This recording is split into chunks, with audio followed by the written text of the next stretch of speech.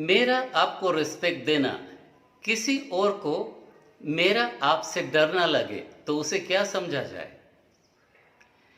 आज की स्टोरी कुछ ऐसी ही घटना पर आधारित।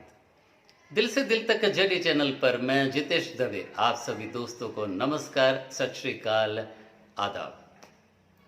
साल 1956 में राजू नावाथे की एक फिल्म आई थी।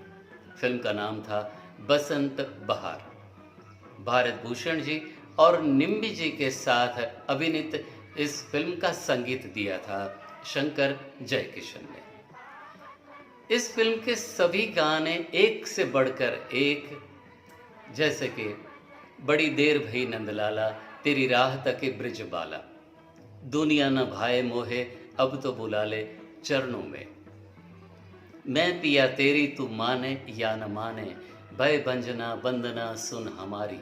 ऐसे कई गीत, जिनमें से 3 गीत मन्ना डे साहब की आवाज़ से बने थे, 2 गीत बने थे मोहम्मद रफ़ी साहब की आवाज़ से। फिल्म की कथा वस्तु ऐसी थी कि फिल्म का मुख्य किरदार भारत भूषण जी, जिनको संगीत में रुचि थी और एक संगीत कॉन्सर्ट में, एक प्रतियोगिता में उनको शरीक होना था। उनके सामने एक ऐसे दिग्गज शास्त्रीय संगीत से माने हुए फनकार थे जिनको उन्हें टक्कर देनी थी। होता अक्सर ऐसा ही है फिल्मों में कि हर मुकाबले में, हर प्रतियोगिता में जीतता अक्सर हीरो ही है। इस सिचुएशन के लिए शंकर जयकिशन साहब ने संपर्क किया पंडित भीमसेन जोशी का।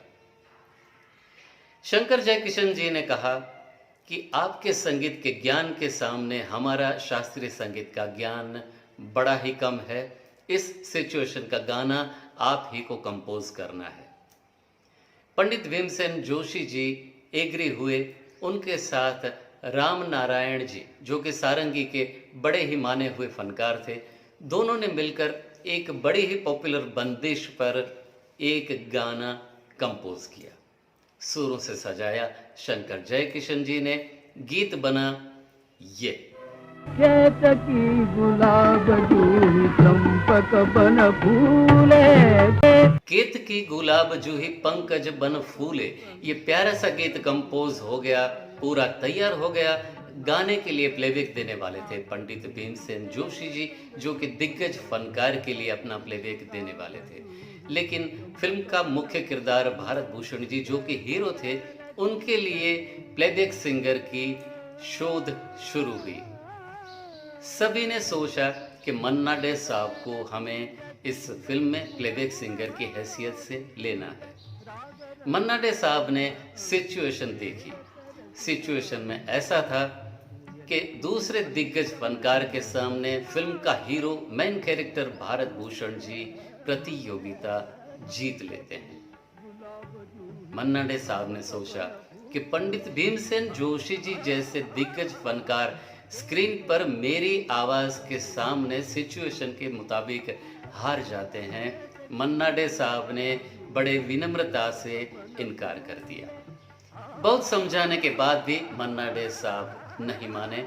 मन्ना डे साहब अपने घर गए और अपनी पत्नी से कहा कि चलो हम 10 या 15 दिन के लिए ये शहर छोड़कर ही चले जाते हैं, ताकि मुझे ये गीत ना गाना पड़े।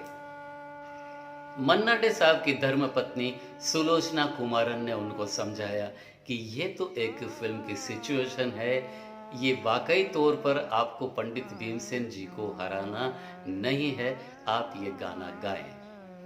बहुत समझाने के बाद मन्ना डे साहब इस गीत के प्लेबैक के लिए राजी हुए।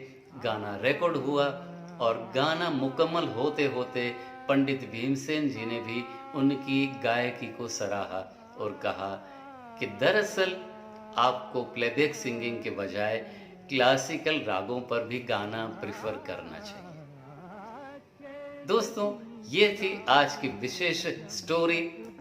बिल्कुल ऐसी ही फिल्म के गीतों के पीछे की नई कहानी के साथ अगले एपिसोड पर आपसे फिर से मिलेंगे दिल से दिल तक जेडी चैनल पर।